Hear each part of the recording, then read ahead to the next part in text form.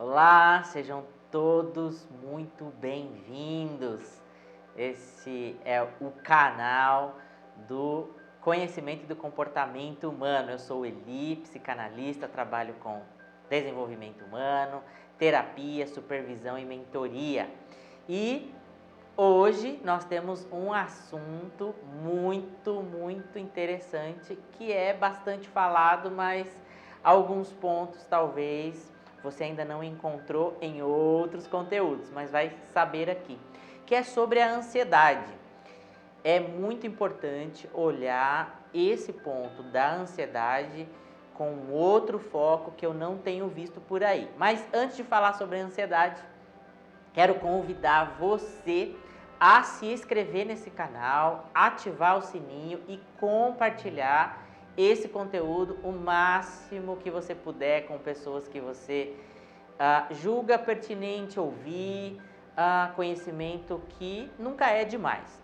Para você que é terapeuta, para você que é psicólogo, para você que trabalha com desenvolvimento humano, isso é muito importante você compartilhar com os nossos amigos de classe. Porque ansiedade é algo que está sempre nos rodeando nos atendimentos, tenho certeza que acontece com você também. Então não se esqueça de se inscrever, ativar o sininho e compartilhar o máximo possível. Hoje eu quero conversar sobre ansiedade e esse tema é muito interessante, porque nós sempre estamos lidando com a ansiedade. É óbvio que todo mundo já ouviu falar muito sobre ansiedade, muito sobre medo, mas eu quero fazer um resumo, para a gente falar a mesma linguagem, que é a linguagem do medo, da ansiedade e do estresse. Todo mundo fala muito de ansiedade, de medo, mas não diferencia. O que mais a gente precisa saber é que ansiedade, medo e estresse praticamente são as mesmas coisas. Mas existem diferenças no mecanismo do nosso cérebro, que foi projetado há muito tempo atrás, que já foi projetado de fábrica para nos proteger, para fazer com que a gente sobrevivesse, para que a gente chegasse até aqui. Certamente, se não houvesse o mecanismo do medo, da ansiedade, do estresse, nós não teríamos sobrevivido para contar a história da nossa espécie. Não estaríamos aqui. Com certeza não estaríamos aqui. Estresse. O que é o estresse? O estresse é um mecanismo de alterações bioquímicas que acontecem no organismo. Quando eu presencio ou vivencio uma situação de medo ou ansiedade. Medo e ansiedade são a mesma coisa, são primas irmãs. São duas faces da mesma moeda. A diferença é que o medo eu tenho exatamente o que me causa a reação de fugir ou de lutar. Por exemplo, os homens primitivos tinham medo de animais maiores, que eles tinham que sair para caça. Então isso é medo.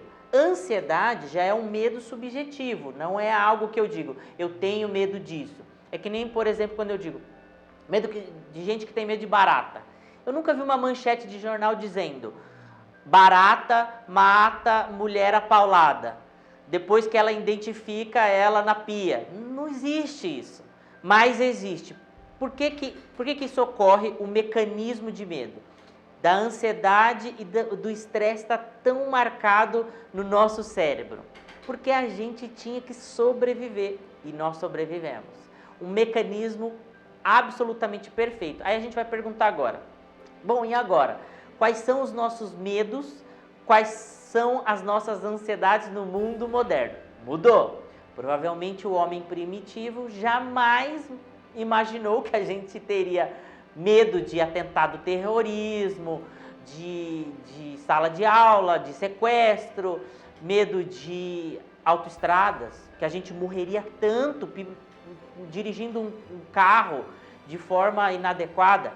É óbvio que a gente vem evoluindo, mas o cérebro da gente ainda mantém esse circuito de sobrevivência, de alerta, de perigo, praticamente igual. Mas o que mudou então, Eli? O homem primitivo, ele precisava caçar, precisava arrumar um lugar para se abrigar, ele precisava pegar um animal, para pegar a pele, para se vestir, ele precisava de muitas coisas. Hoje, nós não temos gasto energético. Por quê? Comida, abrigo, alimentação, nós temos isso com muita mais facilidade. Nós não precisamos matar uma galinha todos os dias. A gente tem o conforto de ir lá pegar, que ela já está cortadinha. Então por que a gente vive adoecendo de tanto estresse, de pânico, como toque, ansiedade generalizada? O que aconteceu se o nosso mecanismo de alerta, que era tão preciso com os homens primitivos, lá do tempo paleolítico, o que aconteceu se hoje a gente não tem tantas ameaças assim? Uma coisa aconteceu.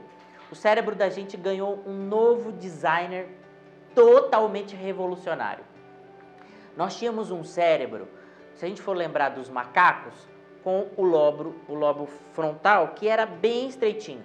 Hoje a gente tem uma testa mais alongada, que é o lobo frontal, cresceu e cresceu muito. Mas ele cresceu para dentro. Ele se curvou, entrou para dentro do nosso olho. Esse designer que nos projetou é um gênio. Por quê? Senão nós estaríamos na rua com cabeça de manga, com o lobo frontal para cima. Esse lobo frontal é o lobo da inteligência. Antes ele era menor, nós vivíamos mais instintivamente.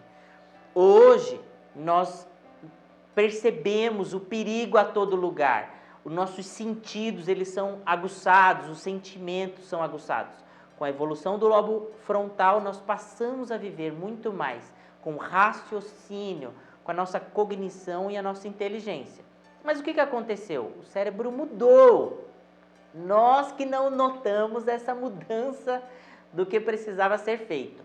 Qual é o sentido da vida do homem primitivo para ele viver e qual o sentido do homem moderno? Ele tem toda a inteligência ao seu favor, mas a gente não sabe o sentido e o propósito da vida. Então, se nós olharmos para onde eu vou, como é que eu faço, que é usar os nossos talentos para fazer isso como pessoas melhores para nós e para os outros. O propósito disso é compartilhar o máximo de pessoas. Porque se a gente conseguir dar sentido para todo esse mecanismo, a gente não vai viver como os nossos ancestrais, de medo, com medo de tudo, querendo controlar tudo, porque nós queremos controlar o mundo e nós não vamos controlar o mundo.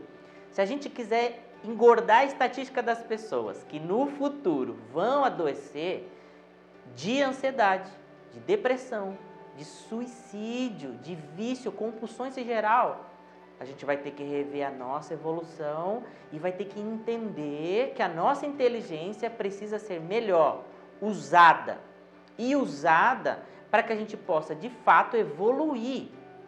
De alguma maneira, nós começamos a entender que o ser feliz ou estar feliz, o sentido da vida, era algo em manada. Foi vendido para a gente essa ideia tribal, para não ser bem sucedido, de não tirar a nota que acha que a gente merece, de não ter condições que a gente comprar as coisas que dão status para nós, mas esse não é o sentido da vida.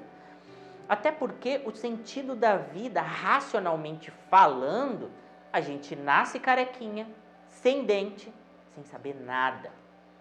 Aí a gente leva anos aprendendo, crescendo o cabelo, trocando os dentinhos. Aí um belo dia a gente começa a envelhecer e perder tudo isso, inclusive os cabelos. A gente vai perdendo os cabelos, vai perdendo os dentes e vai perdendo também o nosso conhecimento acumulado. Qual o sentido lógico disso? Nenhum sentido. Isso significa que, de forma totalmente burra, a gente continua acionando o mecanismo de medo e ansiedade como éramos quando éramos primitivos. O que nós temos que fazer se a gente não quiser adoecer de ansiedade? Existem circuitos dentro do cérebro que nós conseguimos ativar para olhar o sentido da vida, para ativar e ser melhor para os outros. Isso começa quando a gente começa a usar esses circuitos poucos utilizados, que é o circuito da empatia, da gentileza e o circuito da compaixão. As pessoas falam muito disso, mas não praticam. Eu vejo muita gente ter empatia. Empatia por empatia, gente, não é nada. Empatia significa o que eu sensibilizo com o sofrimento do outro. O que eu faço para mudar o sofrimento do outro? Se eu não tiver a compaixão, eu não faço nada. A compaixão é o que me faz agir para diminuir o sofrimento do outro. A gentileza é um circuito que a gente pratica e a gente vai abrindo novos circuitos nos cérebros. Quem de nós se programa aqui para fazer coisas desse tipo? Aí depois a gente fala, eu ando tão estressada. Não tem jeito, o circuito antigo que era o circuito do medo e da ansiedade, ele só vai ser desativado ou mais ou menos equilibrado se a gente acionar outros circuitos.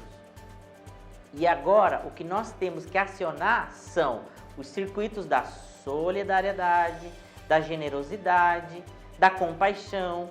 Só assim a gente vai ter menos ansiedade, menos medo, para a gente viver num mundo um pouquinho melhor. E não é utopia o que eu estou falando, é simplesmente um conhecimento em cima daquilo que o cérebro mostra para a gente, porque nós ganhamos um cérebro novo, mas a gente usa como se ele ainda fosse velho.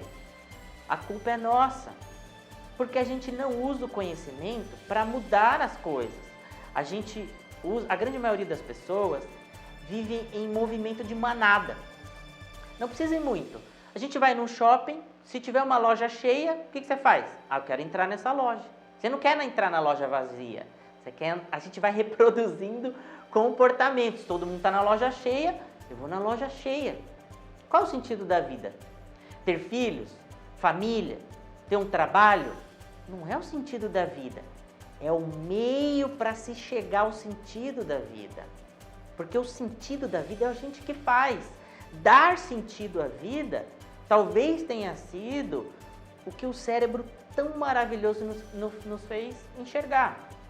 Não tem sentido lógico eu olhar para esse movimento de manada. É lembrar que nós estamos aqui não para ser satisfeito o tempo todo, mas nós estamos aqui para evoluir. E a evolução passa por sair da zona de conforto e ir em direção ao outro. Querer ou não é uma escolha, porque ninguém está desconectado um do outro. Se a gente não entender que a vida é breve, é passageira, mas que nós estamos aqui para evoluir, a gente vai o tempo todo viver em estresse, porque a gente quer mudar o que não pode ser mudado. A gente quer ser eterno, mas a gente não é. Justamente nós não podemos ser eternos, senão a gente não conseguiria cumprir nossas tarefas. Outra coisa importante é entender que o sentido da vida, o propósito da vida é distribuir, abrir a generosidade através dos nossos talentos para as pessoas, para quem está ao nosso redor. Porque senão tudo que você sabe não vale de nada. Essa questão da evolução espiritual é algo importante e não tem nada a ver com religião. Espiritualidade tem a ver com sermos melhor, entendermos que nós passaremos, mas a humanidade vai continuar. Nós precisamos ter o compromisso de passar o bastão para as pessoas que virão. Se eu me ponho num mecanismo absolutamente egoísta, uso todo o meu circuito de sobrevivência para competir, para sempre querer o mal do outro, para não ter a gentileza, eu seguro o conhecimento, eu estou adoecendo sem perceber. Isso não é só o meu ponto de vista. As pessoas estão adoecendo. Exatamente por isso. Nós vamos ter muito mais quadros de ansiedade nos próximos anos, porque as pessoas ainda não entenderam que estamos de passagem. Então, essa espiritualidade faz toda a diferença nessa conexão de tudo que há de melhor nesse universo. Algumas pessoas vão chamar de orixás, de Deus, de sei lá o quê, mas essa ciência do cérebro humano de conectar para a gente se abastecer e dividir com essa espiritualidade que nós vamos continuar, existirá adoecimento? Vai existir, mas muito menos, porque a gente vai praticar o desapego, que é o desapego de não sermos eternos e de querer ficar mudando o outro o tempo todo. As pessoas mudam quando elas querem mudar. Eu não vi nada mais algo revolucionário como o conhecimento, porque nós devemos estudar para que de fato dizer, eu estou agindo assim porque isso me faz bem. Por exemplo, se você pratica uma gentileza, você vai se sentir bem. Ah, não me senti tão bem no início. Faça a segunda vez, faça a terceira vez. Porque o mecanismo da competitividade do medo, ela está acionado há muito tempo. Esse mecanismo da gentileza e da empatia, ele precisa ser ativado. Até porque a gente entende que não dava para ser tão empático e gentil num planeta que a gente não tinha nada, não tinha como comer, não tinha como se abrigar. Nós não tínhamos como fazer essas coisas, mas hoje nós temos. O que a gente está fazendo? A gente se comporta como crianças que querem seus brinquedos sozinhos para brincar sozinho o tempo todo. Enquanto qualquer um no mundo tiver mal, nós estaremos também. É difícil raciocinar assim, né? Física quântica aprova isso, sabia? Que ao ferir uma pessoa, você se fere também. Ao fazer mal para uma pessoa, pode ter certeza que você está falando mal e fazendo mal para você também. Se a gente não entender que essa base do conhecimento está na nossa mão, no nosso conhecimento, a gente vai evoluir para adoecer. Eu nunca vi uma pessoa que esteja ciente do sentido da vida, do propósito da vida real, que acredita na transcendência da vida, com essa espiritualidade, pare para adoecer. Não acredito, é difícil. Mas a grande dificuldade é que nós tenhamos essa noção. Então, se nesse conteúdo você não levar nada, responda para você, qual é o sentido da minha vida? Se você responder coisas práticas, só coisas práticas, tem coisa errada. Porque família, filho, trabalho, isso é um meio, isso não é o sentido da vida. E o sentido é muito maior. Então, se a gente pensar bem, tem um toque divino na evolução. Eu chamo isso de design do universo. Por quê? A criação foi algo que é mais extraordinário no mundo, que é o cérebro.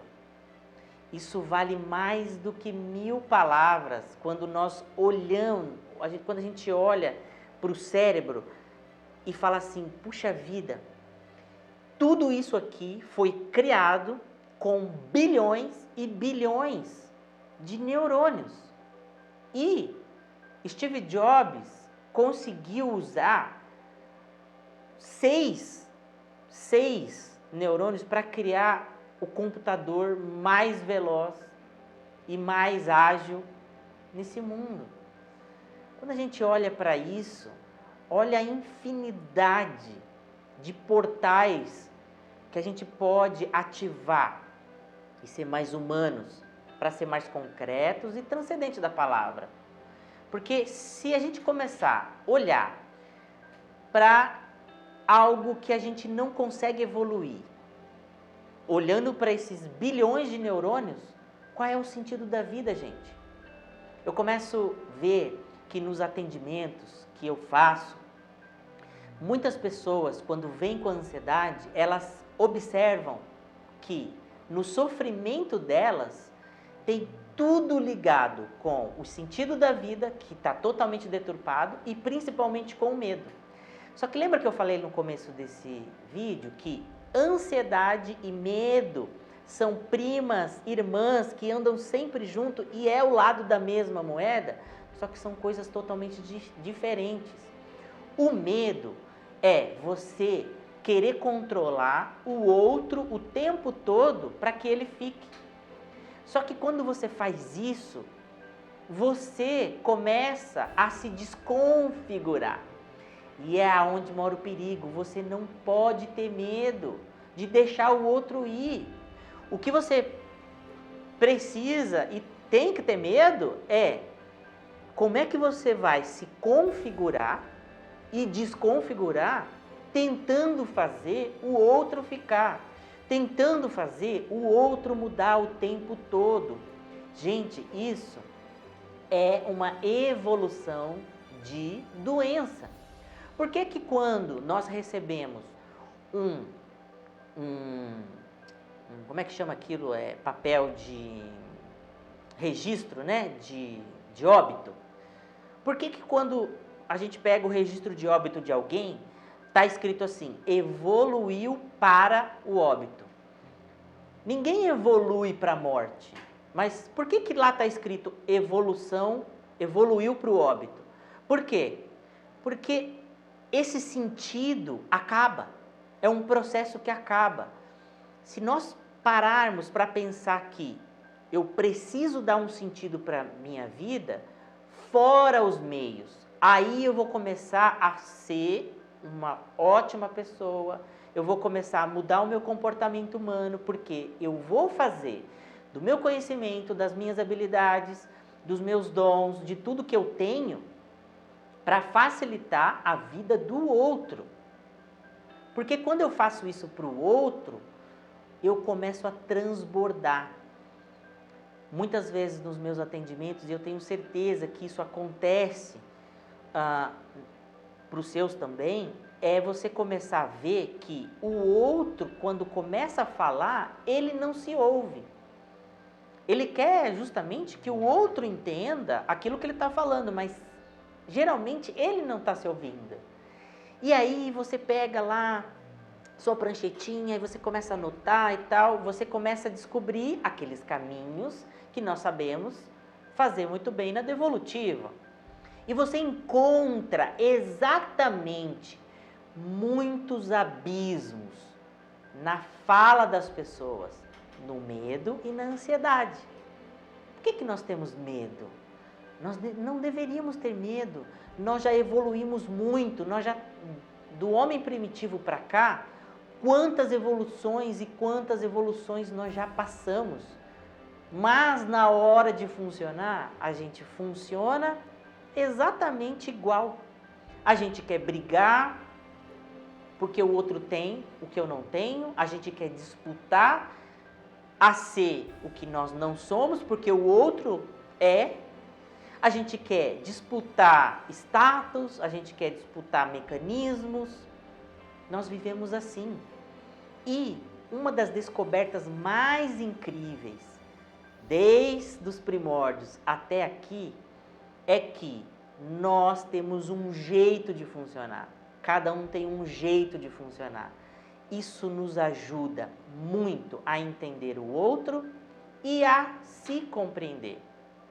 Eu quero desafiar você, que é psicanalista, terapeuta, você que trabalha com desenvolvimento humano. Imagina você ter uma ferramenta na sua mão de olhar para o outro e falar assim, tá, eu já sei com quem eu estou falando, eu já sei quem é que está na minha frente.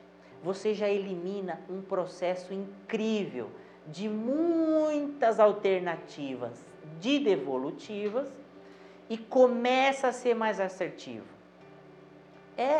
Vai facilitar exatamente nos seus atendimentos, vai facilitar exatamente para a pessoa que você está ouvindo, você vai ter muito mais sensibilidade de ouvir, entender o processo de dor, de medo, de ansiedade que aquela pessoa está passando, e vai te dar exatamente o caminho certo, exato para você enfrentar e dar a solução.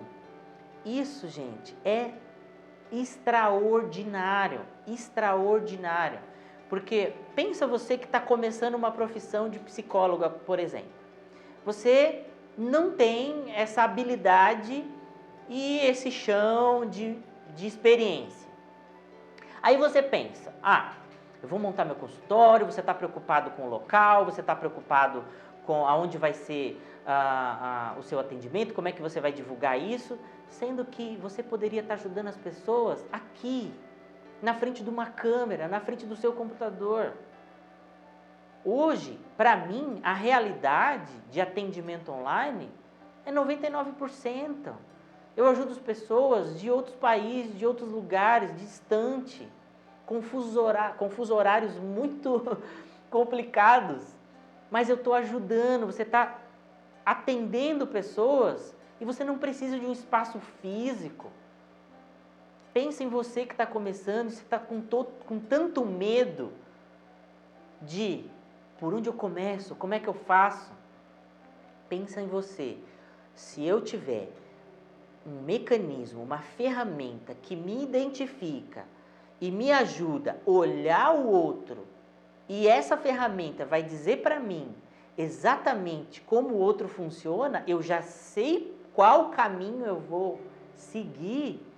Gente, isso não precisa ser mais primórdio. Nós vamos usar exatamente esses caminhos neurais do seu conhecimento para o outro. Isso vai facilitar muito mais. Então, tudo isso é para você, terapeuta, profissional do desenvolvimento humano, você que gosta de ajudar as pessoas, você que está aí com medo de começar. É para você. Você que acabou de se formar, você que acabou de, olha, como é que eu faço para atender? Eu não sei atender. Até agora você só foi um estagiário. Liga a sua câmera. Com essa ferramenta você vai ajudar muito mais pessoas. A sua agenda vai ser muito mais lotada e muito mais disputada se você usar esse mecanismo ao invés de ficar querendo um espaço físico. E isso vai trazer, sabe o que, gente? O melhor de tudo, combustível para o nosso atendimento, que é pessoas satisfeitas, pessoas muito mais livres dos seus problemas, livres do medo, livres da ansiedade, porque elas vão enfrentar esse mecanismo com mais leveza. Elas vão enfrentar com muito mais assertividade. Isso é para você que gosta do comportamento humano, isso é para você que quer começar com uma ferramenta diferente. Foi um prazer dividir tudo isso. Eu tenho muito orgulho de usar a minha vocação a serviço da minha ocupação. Faço isso porque eu amo o que eu faço, amo ajudar as pessoas e eu tenho certeza que esse conhecimento pode chegar muito mais longe se você conhecer essa ferramenta, se você que está aí começar a exercitar a partir de você, diminuindo essa ansiedade, esse medo.